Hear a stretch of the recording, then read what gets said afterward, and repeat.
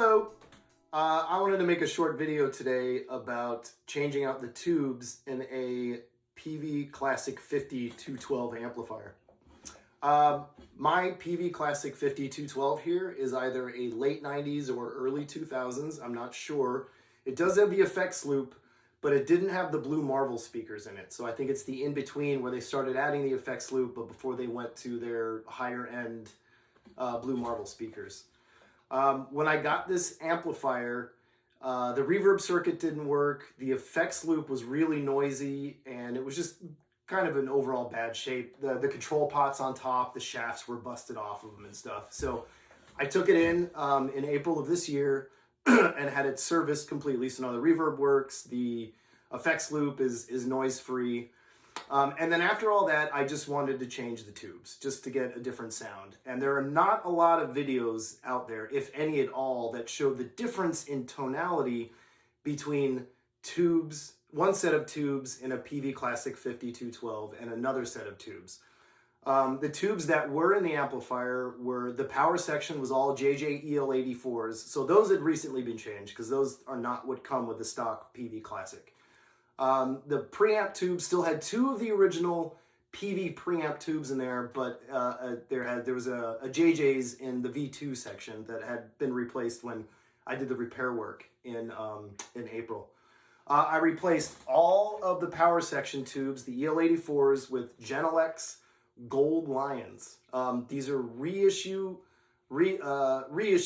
of tubes that used to be made in England, and now they're being made in Russia as a reissue. They were great for Vox AC30s, which is an EL84 amp, which is what this is as well.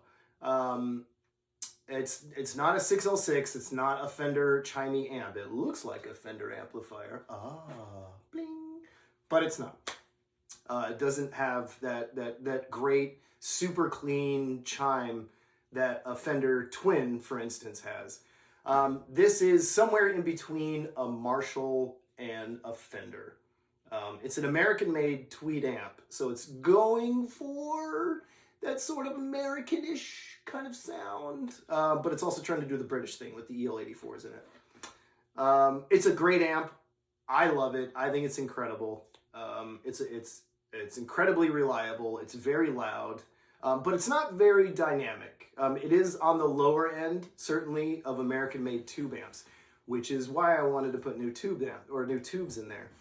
But like I was saying, put Genelex Gold Lions in the power section. For the preamp section, I did in V1, which is the clean circuit, I did a Mullard 12AX7, just a standard Mullard 12AX7. In the distortion V2 section, I did the Mullard CV4004. And for the phase inverter, or V3, I did a Tongue Sol 12AX7 reissue. You'll hear what it sounds like and the difference in tonality. It definitely made a big difference, especially, it really evens out this amplifier. This amplifier is kind of, a lot of the frequencies aren't accentuated very well the way it is stock. So once you start sort of, replacing it with higher end components, the amp's just going to sound better. So it definitely sounds different. It's, the JJs definitely were a higher gain tube set for sure. These Genelex and Mullards really tamed the amplifier as far as the distortion goes, but it also made it very even across the entire dynamic range. You can hear all the frequencies now instead of just a couple popping in and out as they normally do with this kind of amplifier. So it made a huge difference in my ears, and I'm pretty happy with it. It did take away, now the power tubes are a little bit on the lower, darker end, so it did take away a little bit of the chiminess that the JJs impart to the amplifier, but I'll trade that for a more even frequency response across the entire range. If I can hear every note, it's better than just hearing the really glassy, chimey ones. There are a couple other things that I did to this amplifier. It has new speakers in it, as you can see. On the left side is the Warehouse Veteran 30, which is sort of a clone of the another speaker. And then there's the Warehouse guitar speaker ET65, which this is a pretty common pairing that you see all over in comment sections about this amplifier. I want to change the speakers. What should I get? Well, I recommend the Vet 30 and the ET65. And it is a pretty decent combination. They definitely have different sound qualities to them. The Veteran 30 is more mid-rangey. The ET65 is more of a scooped, right? So they kind of complement each other in that way. In the video, on the left side, I isolated just the Veteran 30, and on the right side, I isolated just the ET65 for all of the audio examples. So if you want to switch off one side to hear just one speaker, or switch off the other side just to hear one speaker, you can do that as well. I also did a lot of cosmetic things on my amplifier. Peavey's kind of a pain in the ass when it comes to that, because their shafts are 3/4 or 3/16 inch knurled knob shafts instead of the standard 1/4 inch solid shaft. So getting knobs for it is a pain in the ass. I'll make another video about how I managed to, I changed all the knobs on here to non-standard, non-Peavey style knobs, and it looks really awesome, and it's just cool. And I like that there's no badging on here, because when I play shows, people are always like, wow, it's such a cool amp, sounds great, what is it? And I'm like, it's a Peavey. They're like, oh, I'm gonna pretend like I didn't hear that. So, enjoy the video samples, and yeah.